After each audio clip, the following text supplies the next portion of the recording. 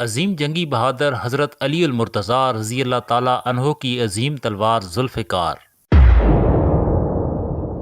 سورہ حدید میں ارشاد باری تعالیٰ ہوا، ہم نے ہی لوہے کو نازل کیا جس کے ذریعے سے سخت لڑائی اور لوگوں کے بہت سے نفع کی باتیں ہیں، تاکہ اللہ دیکھ لے کہ اللہ اور اس کے رسولوں کی مدد کون کرتا ہے۔ بعض مورخین اس آیت کریمہ کو حدید یعنی لوہے سے مراد تلوار کو ہی قرار دیتے ہیں۔ ان میں سے بعض نے لکھا یہ خصوصاً حضرت علی علیہ السلام کی تلوار ذوالفقار کی طرف اشارہ کیا گیا۔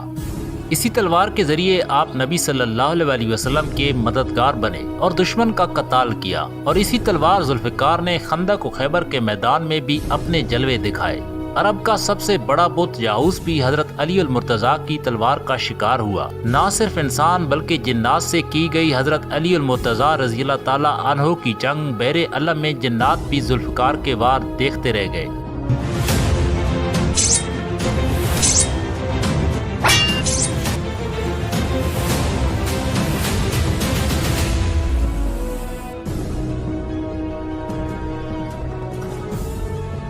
فیل کے بعد قریش کا سردار ابو سفیان کو بنایا گیا۔ اس کا تعلق بنی امیہ سے تھا، اس لیے بنو امیہ اپنے آپ کو اور بھی محترم سمجھنے لگے۔ جب رسول خدا صلی اللہ علیہ وسلم نے اللہ کا دین لوگوں تک پہنچایا تو ابو سفیان اور ان کے ساتھی بار بار اللہ کے رسول کی توہین کرنے لگے اور کہنے لگے کہ قریش کے سردار ہم ہیں اور ہم اس ہاشمی نبی کو تسلیم نہیں کرتے۔ یہ بغض اس قدر بڑھ گیا کہ انہوں نے اللہ کے رسول صلی اللہ علیہ وسلم کو نعوذ باللہ قتل کرنے کا ارادہ کر لیا۔ اللہ نے اپنے رسول صلی اللہ علیہ وسلم کو حکم دیا وہ ہجرت کر لے۔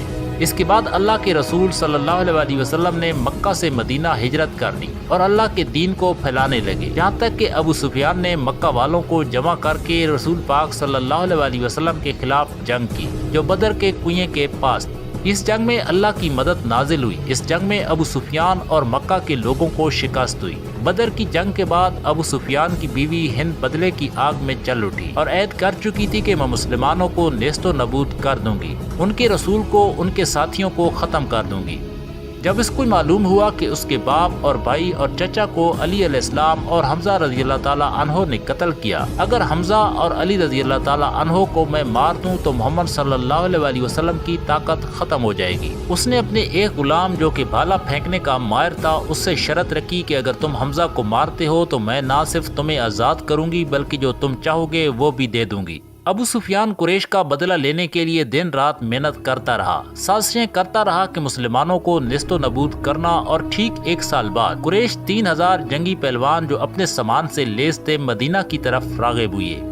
اللہ کے رسول صلی اللہ علیہ وسلم کو جیسے ہی خبر ملی تو اللہ کے رسول نے سوچا کہ مدینہ میں رہنے والوں کو کوئی تکلیف نہ ملے، تو آپ 1000 لشکر کے ساتھ کوہ احد پر آ گئے۔ جنگ شروع ہوئی، قریش اور مسلمان ایک دوسرے کے مد مقابل آنے لگے۔ اللہ کے رسول صلی اللہ علیہ وسلم نے مسلمانوں کو پہاڑ کے چاروں طرف اپنی اپنی جگہ سنبھالنے کے لیے فرما دیا تھا کہ اتنی دیر میں خزیج قبیلے کا سردار عبداللہ ابن ابی اپنے 300 ساتھیوں کو لے کر مدینے واپس چلا گیا، اور یوں مسلمانوں کی فوج کی تعداد 700 رہ گئی۔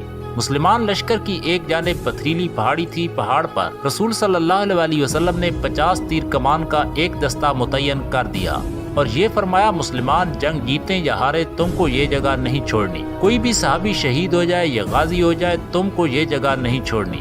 اصحاب نے اس بات کو تسلیم کیا تاکہ پچھلی طرف سے یہ صحابی لشکر کا دفاع کر سکے۔ جیسے ہی کفار نے حملہ کیا ویسے ہی کہیں حمزہ کی تلوار نکلی تو کہیں علی شیر خدا دشمن کو نیست و نابود کرتے نظر آئے۔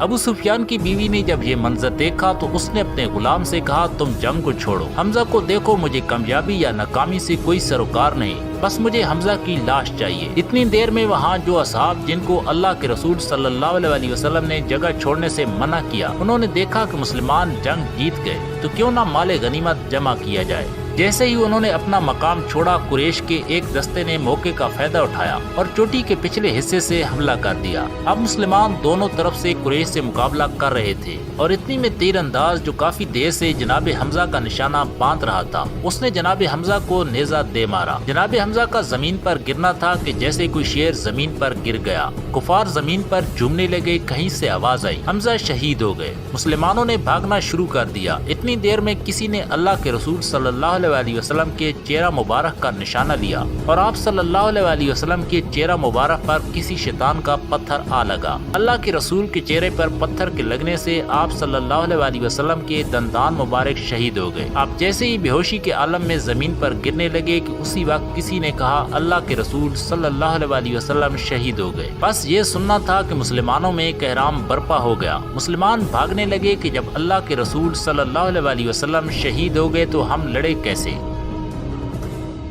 یہ خبر امام علی علیہ السلام کے کانوں میں پڑی۔ امام علی علیہ السلام شیر کی طرح کفار کے لشکر کو چیرتے ہوئے اللہ کے رسول صلی اللہ علیہ وسلم کے پاس آئے۔ جیسے ہی آپ نے اللہ کے رسول کے چہرے پر خون کو دیکھا تو آپ نے اپنی تلوار سے پہاڑ پر ضرب ماری اور پہاڑ ایک جگہ سے ٹوٹ گیا۔ امام علی علیہ السلام نے اللہ کے رسول کو اس کھدے ہوئے پہاڑ میں بٹھایا اور ایک علی پورے کفار سے مقابلہ کرنے لگے۔ ایک طرف علی علیہ السلام کی تلوار تھی، علی کی طاقت تھی، اور دوسری طرف قریش کے سارے بہادر کسی کا سر، کسی کا ہاتھ، کسی کا پاؤں زمین پر گرتے رہے۔ کفار میں احرام برپا ہو گیا، کوئی اللہ کے رسول صلی اللہ علیہ وسلم کے قریب نہ آ سکا۔ امام علی علیہ السلام اللہ کے رسول کی حفاظت کر رہے تھے۔ کتنی دیر میں امام علی علیہ السلام کی تلوار ٹوٹ گئی۔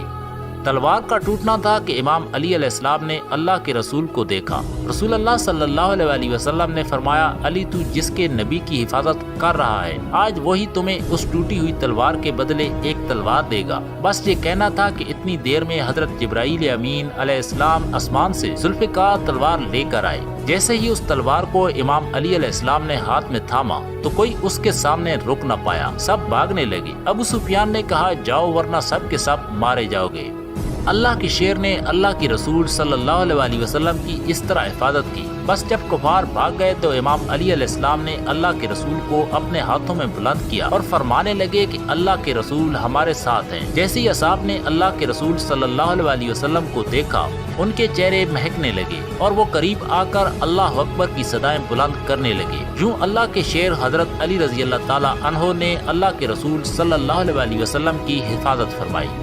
اس عظیم و مقدس تلوار کے متعلق ایک روایت میں ملتا ہے کہ ملکہ بلقیس نے حضرت سلیمان علیہ السلام کو جو ہدیے دیے تھے ان میں سے ایک ذوالفقار تلوار بھی موجود تھی، جو تاریخ میں منتقل ہوتے ہوئے بنی اسرائیل سے بنی اسماعیل میں آ گئی۔ ایک لمبے عرصے تک یہ تلوار قریش مکہ کے پاس رہی۔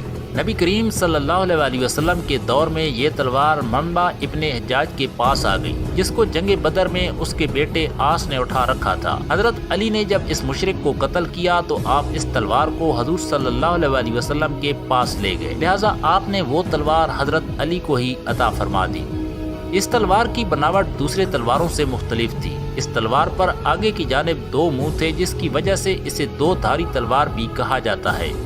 تاریخ طبری کے مطابق ذوالفقار جنگ بدر کے دوران مال غنیمت میں نبی کریم صلی اللہ علیہ وسلم کو ملی تھی۔ اہل تشیع کی بعض روایت کے مطابق جبریل امین اسے آسمان سے اپنے ساتھ لائے تھے۔